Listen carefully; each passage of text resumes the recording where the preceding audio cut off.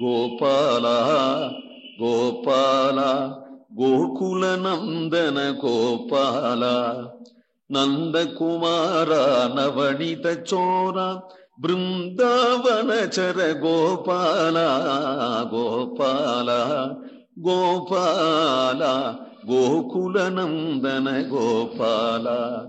பொத்த உரலை கவிழ்த்து அதன் மேலேறி தித்தித்த பாலும் தடாவினில் வெண்ணையும் மெத்த திருவயிரார விழுங்கிய அத்தன் வந்து என்னை புறம் புல்குவான் ஆழியான் என்னை புறம் புல்குவான். பொத்த உரலை கவிழ்த்து, பொத்து போன உரல், சின்ன உரலா இருந்தா உரல் பேரு, பெரிய உரலா இருந்தா குந்தாணின்னு பேரு. அது மேல பொத்துதுன்னா பல நாளாக அது இடிக்கிறதுக்காக தானே. மாத்தி மாத்தி உலகை எடுத்துட்டு குத்தி குத்தி, அந்த காலத்துல நெல்லும் குத்தி தான் ஆகணும், நெல் மிஷின்லாம் கிடையாது. மாத்தி மாத்தி குத்திண்டே இருந்தா அது பொத்து போகாம என்ன ஆகும்? அதுக்கும் வயசாகும். வயசாகும் சொல்லுவேனே தவிர நம்ம மாத்துல பழைய வீடுகள் எல்லாம் இருக்கக்கூடிய குந்தாணிக்கு என்ன வயசுனே தெரியாது. ஏனால அது மாமியாருக்கு மாமியாருக்கு மாமியார், மாமியாருக்கு மாமியார் என்று பரம்பரையா வச்சுருந்த குந்தாணிகள் உண்டு. பொத்த உரல்னு சொல்லுவானே, அது நல்ல உரலா இருக்கக்கூடாதோ, ஏதாவது உரி அடிக்கணுமானா அது கவிழ்த்து போட்டுக்கிற வழக்கம். பீடே பீட நிஷண்ண பாலக கலஹா என்று ஒரு உரலை போட்டு அதுக்கு மேல ஒரு முக்காலிய போட்டு அதுக்கு மேல நின்று உரி அடிக்கிற வழக்கம், அதுக்காக போட்டுக்கிற வழக்கம். சில சமயம் அது பொத்த உரலா கொண்டு வந்துட்டா நல்லது. ஏனால் அதுல ஏறி உரிய அடிக்கும் பொழுது யாராவது வந்துட்டாள்னா பட்டுன்னு அந்த பொத்தலுக்குள்ள இறங்கி உட்கார்ந்து ஒண்ணுமே இல்லையே என்று பார்த்துட்டு போயிடுவாவா. அவ போன பிறகு நைஸா வெளியில வர்றது, வெளியில வந்து மறுபடியும் அடிக்கிறது. ஆனா அது வந்துட்டா அதுக்குள்ள ஒளிஞ்சு நடுறது. அதுக்கு வசதியா இருக்குங்கிறதுக்காக தான் இந்த பொத்த உரலை பொறுக்கின்னு வருவானா. அதை கொண்டு பொத்த உரலை கவிழ்த்து அதன் மேல் ஏறி நிற்க முடியுமா? நாள் இந்த சைட்லயும் இந்த சைட்லயும் திருவடி வச்சுண்டா போச்சு. யாராவது வந்தா தத்ரைவ அந்தரதீயத்தை அப்படின்னு அந்தர்தானமாக கூடிய சக்தி உடையவனுக்கு இப்படி ஒரு சிரமம். அதுல உரல் கூடிய பொத்தல்ல ஒளிஞ்சு நுடலாமோ அப்படின்னு நினைப்பா. ஏனால் அந்த வைபவத்தை காட்டுறது ரசம் இல்லையே. இப்ப திடீர்னு மறைஞ்சுட்டான்னு சொன்னாலும் எல்லாருமா ரசிக்க போறா? அந்த பொத்தலுக்குள்ள ஒளிஞ்சுண்டான் அப்படிங்கும் பொழுதுதானே நாம் ரசிப்போம்.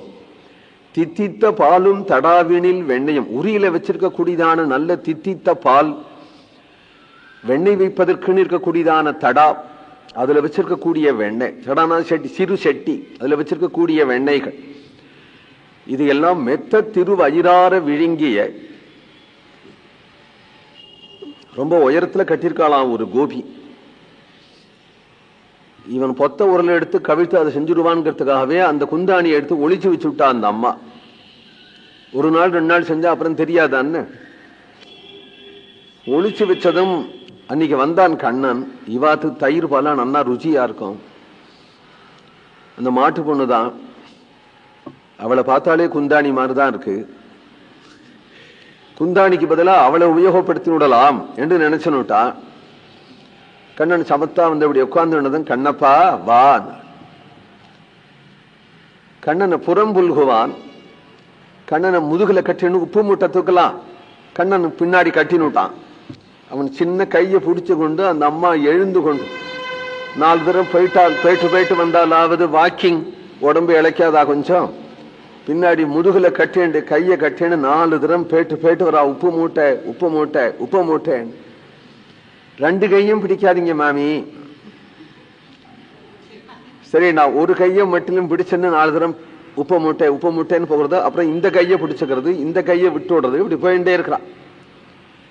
அவ இப்படி போகும்பொழுது மேல உரி தொங்குறதான்.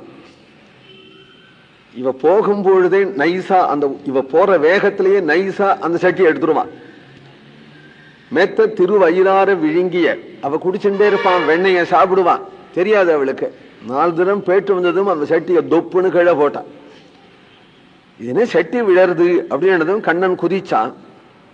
என்னடா இப்படி செய்யறே அப்படின்னா, மெத்த திருவயிரார விழுங்கிய அத்தல் வந்தென்னை புறம்புல்குவான் ஆழியான் வந்து ஆழியான் என்னை புறம்புல்குவான். கோவிந்தநாம சங்கீர்த்தனம்.